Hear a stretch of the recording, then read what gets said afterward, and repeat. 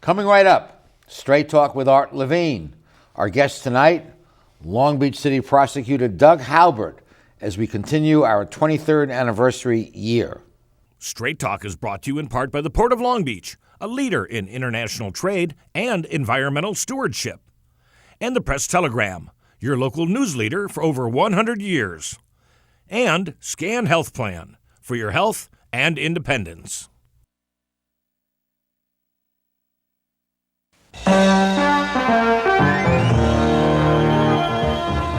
Join us for tonight's edition of Straight Talk. And now your host, Art Levine. Good evening and welcome to Straight Talk. We have a great show for you tonight. Our guest for the entire show is the Long Beach City Prosecutor Doug Haubert. Doug, welcome back to Straight Talk. Thank you for having me, Art. You bet. Long Beach is one of the few cities that has an elected city prosecutor as a distinguished from an appointed one, or the work just being done by the city attorney. So speak to that difference. Well, certainly in LA County, which has 10 million people, cities over the course of history have changed their city charter to allow the cities to prosecute their own misdemeanors. This gives local control to the city, and they don't have to rely on the district attorney's office for a lot of the common problems that affect their neighborhoods and their streets. But we go a step beyond that and have an elected city prosecutor, you. That's right. In Long Beach, we elect a city attorney and we elect a city prosecutor, and they have very different functions. And so one office defends the city in civil litigation, and my office only prosecutes cases. So we have no role when the city gets sued civilly. 100% of our time is spent prosecuting criminals and crimes that happen right here in Long Beach. And a few of those crimes would be what?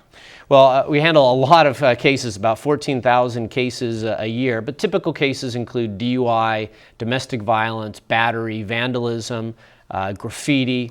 We also prosecute gang injunction violations here in Long Beach. In fact, Long Beach has become known as one of the most advanced cities when it comes to dealing with the gang problem in Long Beach. And there are real benefits to having local control over these smaller criminal prosecutions, and also having an elected prosecutor as distinguished from an appointed one.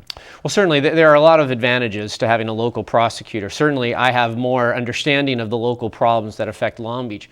Long Beach is a very large city, but a lot of the problems we have are unique to our community. We have a port, an airport, a very vibrant set of neighborhoods, but a lot of our problems can be addressed locally better, we think, here in Long Beach than if they were handled on a countywide basis. One of the ballot measures in the November 4th election impacted your office and the criminal justice system, and that was Prop 47, which passed, of course. Tell us what Prop 47 did and its impact. Well, to understand Proposition 47 and the impact, you have to look at realignment, which happened prior to the passage of Prop 47. In LA County, which had sent a third of the folks to state prison, they came from LA County. Realignment changed state law so that most felonies, instead of serving their time in state prison, would return to the county from which they were sentenced. And this was pursuant to a court order with prison overcrowding and demanding that somehow we release some of those prisoners or build more prisons. Well, it's related to the court ruling, but if you read realignment, AB 109, if you read the legislation, they say it doesn't have anything to do with releasing folks from the state prison, but we also know the backdrop to this was the federal court order. So by diverting a third of the state prisoners from the state prison system back to Los Angeles County, that has displaced people who normally would serve their time in the county jail. It's just simple math, Art. Our county jails were full before realignment, so when you're shifting thousands of people from the state prison system to the LA County jail system, you're pushing out a lot of the folks that have been convicted of misdemeanors and serving their time in the county jail. And many communities saw a spike in crime because of realignment. Well, I think what we saw here in Long Beach, I wouldn't call it a spike in crime, but we've certainly seen the gains that we've made in the last 10 years. We've seen that taper off. So although our crime trend is still positive in that we have continued to reduce particularly violent crimes and gang-related crimes, we are not reducing that statistic at the level we had been prior to realignment. And that's the atmosphere in which Prop 47 enters the stage. So Prop 47 changes an awful lot of felonies from straight felonies or wobblers, which could be felony or misdemeanors, to straight misdemeanors. So the amount of time someone may spend incarcerated is reduced. The amount of bail a person may have to post has been reduced. So we're already seeing people arrested on what would have been a felony a year ago, now being arrested on a straight misdemeanor. They're being released after a few hours with a date to come back to court. But before they come back to court, they're arrested for committing some other crime that's related to either their drug addiction or their theft history. And they just are now churning through the system faster than they ever have before. And there was an incident a few months ago. Senator Wright was convicted of a crime and was sentenced, I think, to 60 or 90 days, and he got out in 12 hours. And a lot of people say, my God, he looked like he was treated specially. And you sent out a press release indicating, or in response to a question, actually, that was not special, that was what happens now. Well, he was sentenced to 90 days in county jail on 2 felonies, perjury and I believe the other one was voter fraud. And he was sentenced to 90 days. He spent less than 1 hour in county jail, and people were outraged. And I was surprised. I said, the outrage for this case is nothing compared to a lot of other cases where there are very serious, violent offenses, and the offenders are just pushed out onto the streets. And in his case, I'm assuming that they looked at him as a nonviolent offender, a first-time offender, and he's a very low risk to reoffend or certainly commit an act of violence. But we're seeing people who do have violent pasts being sentenced to 90 days and released in a few hours. That's happening at a rapid pace here in LA County. Wow. And you pointed out when you spoke, and we appreciate your coming to speak to our pre-law students last month, but you pointed out how the passage of Proposition 47, reducing a lot of these things from felonies to wobblers, or wobblers down to misdemeanors, your office lost the leverage to demand a diversion of first-time drug offenders, and explain how that works. One of the casualties of Proposition 47 will be drug counseling programs. Under current law, a person may be faced with felony charges. They could be faced with 3 years incarceration if on a particular drug offense. Alternatively, there's diversion that's available for them. If they get help, they go to a drug treatment program, a drug counseling program, they can eliminate that felony conviction. Now they're simply faced with a misdemeanor charge, and the defense attorneys I've talked to said they're going to advise their clients not to opt for diversion or not to opt for drug counseling because you're required to go to diversion, go to counseling. With a misdemeanor, if you simply plead guilty to it and you get sentenced to 90 days and get released an hour later, you don't have any obligations to follow through with drug diversion. You've lost that leverage that you had when you could charge with a felony for these offenses. Well, we certainly have, and obviously we want folks to get the help that they need so that they discontinue whatever the conduct was. Okay, we'll be back with more of our show after these messages.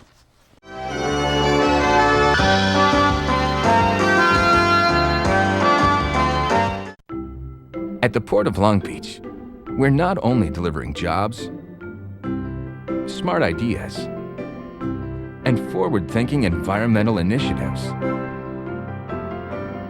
We're also delivering opportunity for all of Southern California. Oh, and a clearer horizon line. To learn more, go to POLB.com, the Port of Long Beach, thinking outside the docks.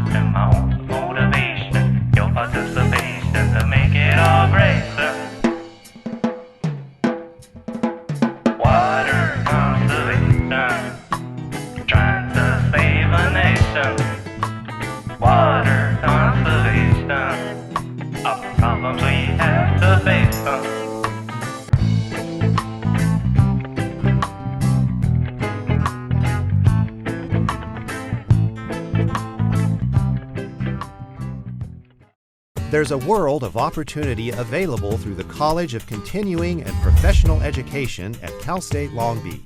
Does your career involve legal work, law enforcement, fraud investigation, or crime scene analysis? You can increase your skill level and enhance your career by enrolling in the Basic Applied Forensic Science and Crime Analysis Certificate Program. For more information, contact the College of Continuing and Professional Education at Cal State Long Beach. We're continuing our conversation with Long Beach City Prosecutor Doug Haubert. Let's talk about gangs, Doug. Long Beach has about 5,000 gang members, about 1% of the population. We've had these gang members for decades, really. And I know that you have been very proactive and aggressive in your addressing this problem. Tell us about it. Well, LA County has more gang members than any county in the United States. The FBI published a gang threat assessment. It was a national assessment that concluded about half of all violent crimes across the country are gang related. And by virtue of being in LA County, Long Beach does have a problem with gangs. This is an urban area and we have urban problems. But here in Long Beach, we've tried to address the gang problem in different ways. We've certainly increased and improved our gang suppression efforts. Our gang injunction program in Long Beach is really viewed as a national model because of the way the police department screen people who should be on the gang injunction and then enforce the gang injunction. Not simply the gang detail or the gang unit, but all the patrol officers are involved in gang enforcement. Here in Long Beach, in 4 years, we've increased the number of gang injunction arrests by 760%, Wow. just in 4 years. And it's not because we have more officers on the streets. We have about 20% fewer officers, but we've had over 700% increase. And just to be clear, gang injunctions are not don't sell drugs. These are injunctions, don't congregate in certain areas. These are things that would otherwise be legal but are made illegal by the injunction. Well, an injunction is a court order, and every injunction is different, but in general, you want to prevent public nuisance behavior. And gang members congregating in public is different than other people congregating in public, congregating in parks. Families use parks. So these injunctions say to certain people, you cannot congregate in certain areas. Correct. In gang territory areas, the parks that are used by gang members for the purpose of intimidation and selling drugs, they're not allowed to congregate in that park, which now opens up that park for use by families and others who want to recreate in the parks. But in addition, I want to add and emphasize that in addition to the gang suppression we've been doing a lot of prevention as well and gang intervention. I think it's important not to be one-sided and focus only on gang suppression. So my office has done a lot in the area of gang prevention, keeping kids in school every day in those at-risk areas, those gang-plagued areas, will prevent the gangs from being able to recruit new gang members and hopefully over a long period of time reduce gang involvement here in Long Beach. You cited some statistics again when you spoke to our pre-law group that truancy is a good predictor of ultimate gang involvement. And so your office has been very proactive in holding parents accountable for truant children. Well, right. In fact, in the state prison system, over 80% of those incarcerated are school dropouts. And we know right now that 75% of people who are chronically truant, habitually truant, those that miss 10% or more of a school year, 75% of those will never finish high school.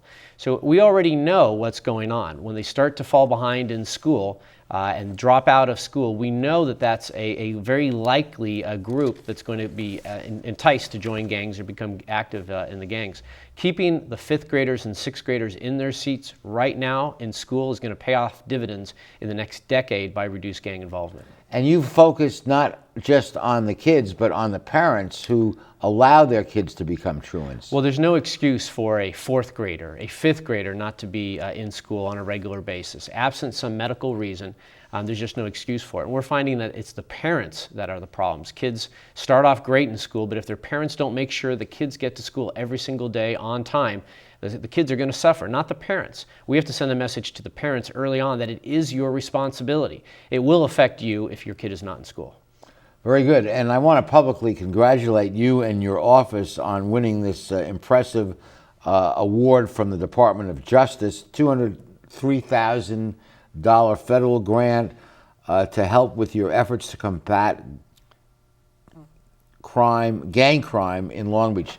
Congratulations. Tell us a little bit about the grant. Well, thank you, Art. Last year, my office received a national award from Neighborhoods USA for having one of the best anti-gang programs in the country.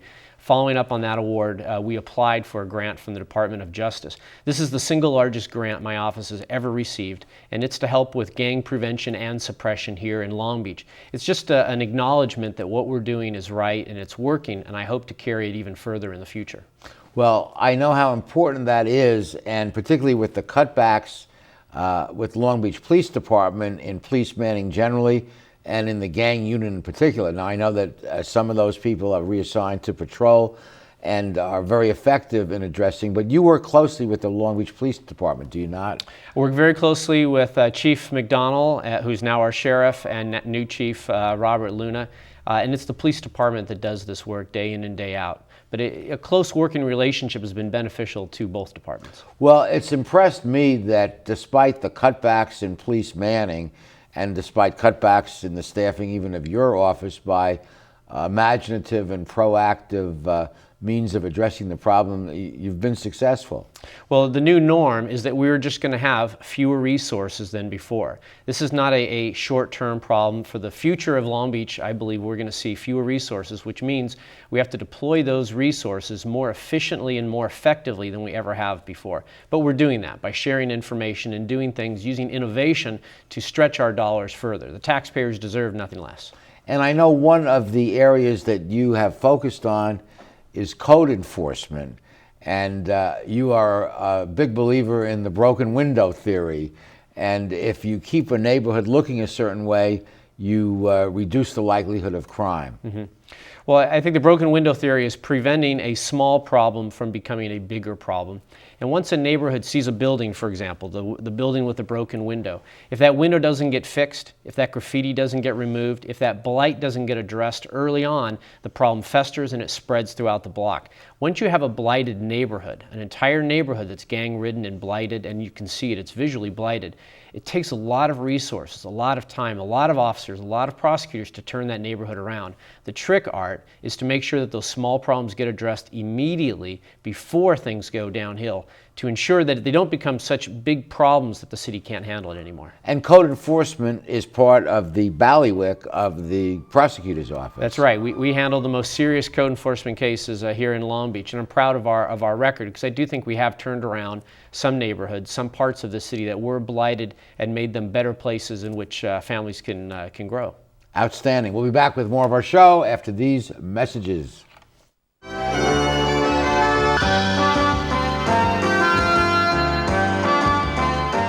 How do you like your chances the rest of the way? I got no idea.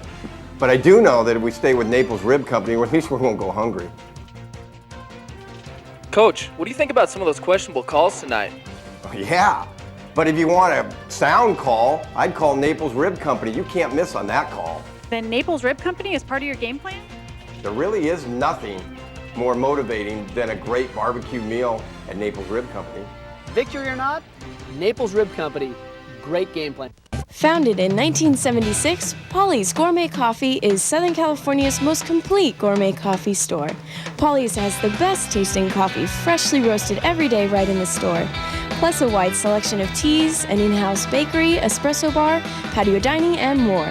We also offer Wi-Fi, free internet access for all of our customers. Our nationwide clientele agree, when it comes to coffee, there's only one name to remember, Polly's, 4606 East 2nd Street, welcoming you into Belmont Shore. When I was a boy growing up in Italy, I had a dream to own my own store. I came to the United States and I worked hard as a tailor. Hi, I'm Haubert. I've been in Long Beach since 1960, carrying the finest quality men's clothing.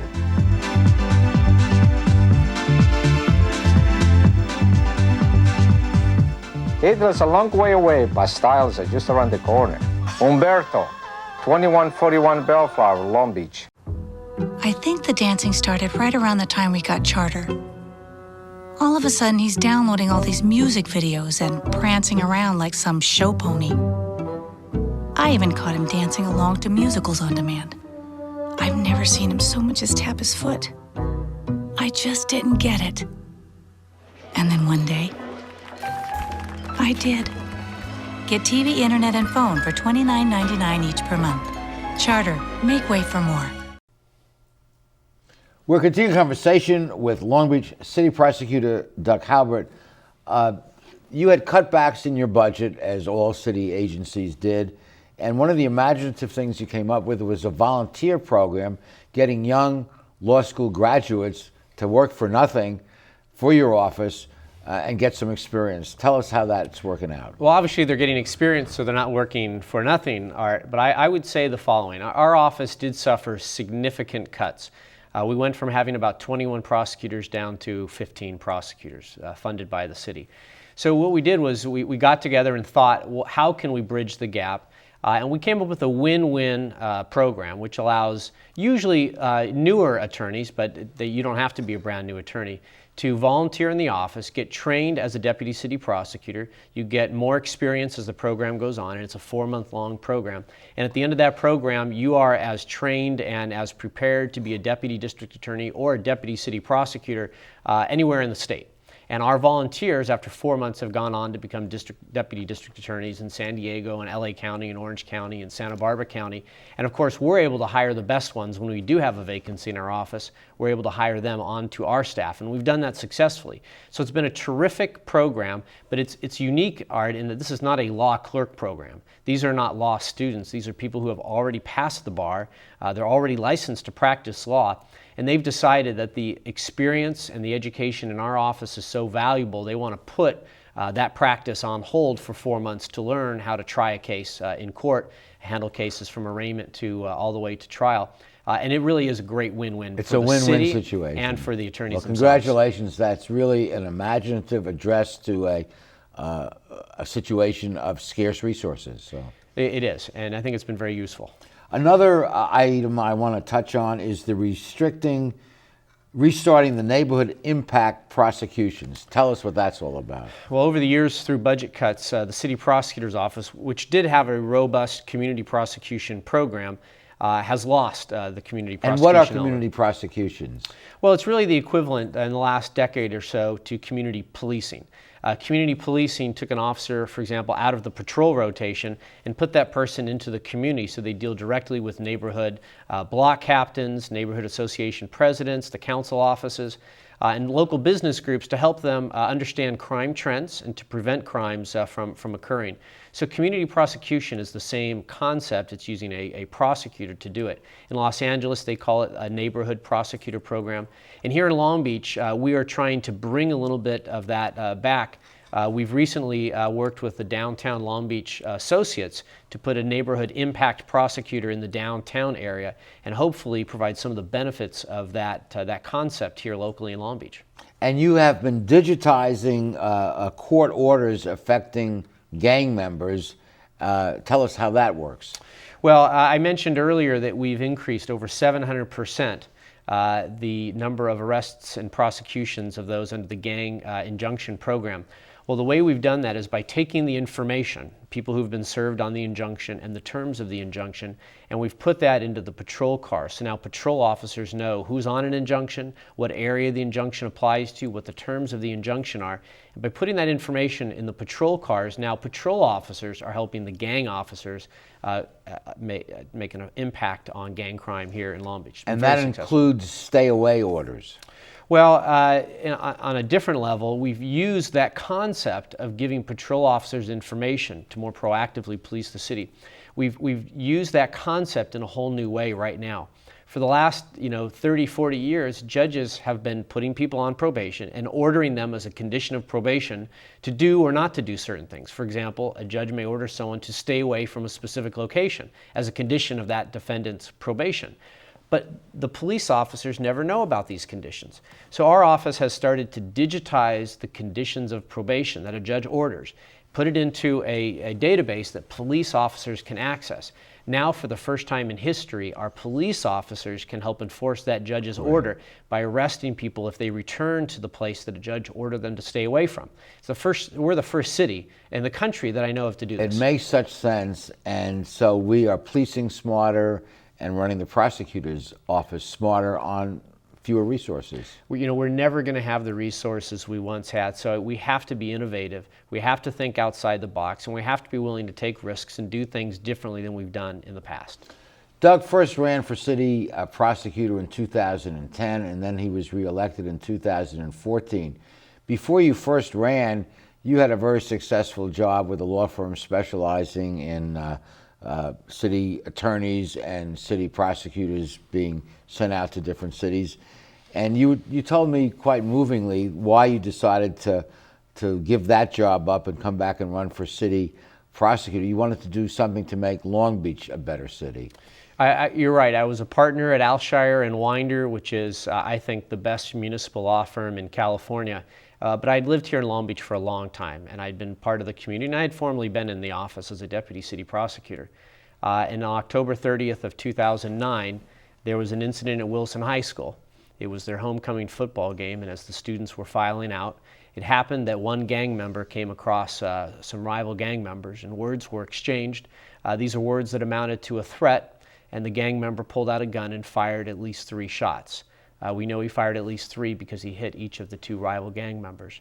That third bullet missed them entirely and struck a young girl, ending her life. Melody Ross, as I recall. Melody Ross was her name, and she was a terrific student and a terrific kid by all accounts, an honor student, a member of the track team, and it was the first time she'd gone to a football game. That incident rightfully outraged our community, and it outraged me, and it was shortly after that that I read that my former boss, Tom Reeves, was not going to run for re-election as city prosecutor. It's at that moment that I knew what the next chapter in my life was going to be. I was going to run for city prosecutor, and I did run, and I did win. And I focused on the gang problem in a way that I don't think it's ever been focused on in the past. I'm proud of the results my office is getting, but I think we need to do more. In my next 4 years, since I just won re-election, I want to focus more on the gang problem, more on gang prevention, more on intervention, so that 10 years from now we don't have another incident like that. Amen to that. And we'll be back with the rest of our show after these messages.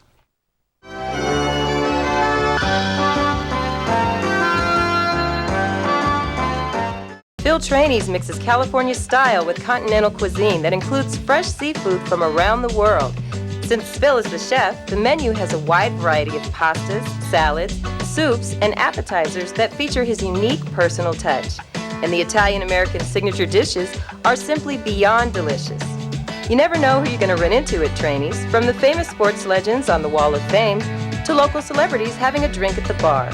For the best fine dining experience, visit Phil Trainees. At Performance Plus Tire, you'll find we carry Toyo tires. For over 50 years, Toyo has been a world leader in the development of high-quality tires. Optimum performance, safety, and a comfortable ride. That's what makes Toyo tires great. And now come into Performance Plus Tire for a great deal on these Toyo tires. Proxys ST, Open Country AT, and Proxys 4. Toyo tires, driven to perform. Come in today and we'll install new Toyo tires on your vehicle while you wait. Performance Plus Tire on Cherry Avenue, 1 mile north of the 405 in Long Beach.